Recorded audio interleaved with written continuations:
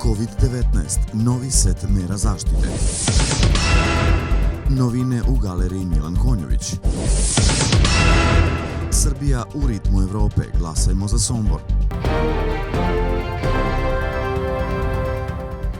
U cilju zaštite javnog zdravlja tokom prethodne nedelje donete su nove odluke u vezi sa sprečavanjem širenja koronavirusa koje važe na teritoriji cele Republike Srbije. Zabranjena su okupljanja na javnim mestima u zatvorenom i otvorenom prostoru za više od 10 ljudi. Za vreme boravka na javnim mestima između okupljenih mora postojati distanca od 1,5 metar, odnosno svaka osoba mora zauzimati minimum 4 kvadratna metra. Zaštitne maske su obavezne u zatvorenom prostoru i u javnom prevozu. Zaštitne maske obavezne su i na otvorenom prostoru na mestima na kojima nije moguće obezbediti rastojanje od 1,5 metar, poput redova ispred prodavnica, apoteka, autobuskih i voznih stajališta i sl.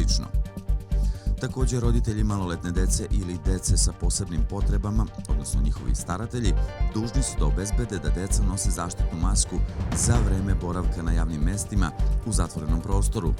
Na javnim mestima na otvorenom prostoru, ukoliko nije moguće održati rastojanje između dva lica od najmanje 1,5 metar, kao i u javnom drumskom i železničkom prevozu putnika.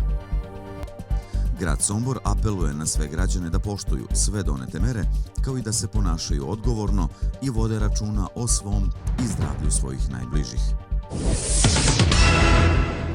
Galerija Milan Konjović iz Sombora obezbedila je sredstva za još 3 nova projekta u ukupnoj vrednosti od 1.000.000 dinara.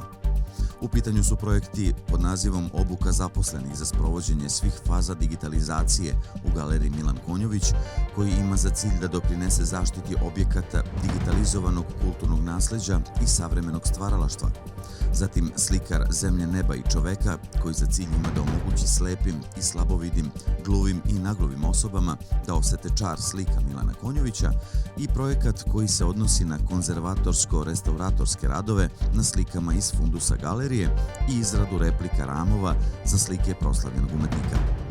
Posebna pažnja pridaje se projektu koji omogućava bolji pristup delima Konjovića osobama sa invaliditetom. Kako je istakla direktorka galerije Milan Konjović, Milena Rackov-Kovačić, biće urađene 3 slike. Iako smo ponosni što nam je projekat taj krenuo, on ima tendenciju da se svake godine nastavlja.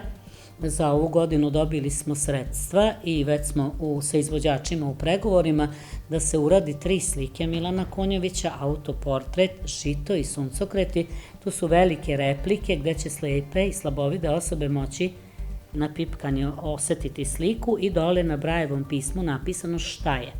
Drugi deo tog projekta su bikon elektronski vodiči za nagluve i gluve osobe gde će kad se približi sa određenom aplikacijom preko mobilnog telefona slušati o slici. Sredstva za realizaciju ovih projekata omogućili su Ministarstvo kulture i javnog informisanja Republike Srbije i Pokrajinski sekretarijat za kulturu i javno informisanje i odnose sa verskim zajednicama. Ovogodišnji predstavnik Sombora na takmičenju Srbija u ritmu Evrope, Luka Škibola, uz plesnu pratnju Teodore Bijelić i Nikoline Milovanović, nastupit će 6. septembra pod rednim brojem 15. Oni će u živom prenosu nastupiti sa pesmom Johna Ludvika, koji je predstavljao Kraljevinu Švedsku na evrovizijskom takmičenju.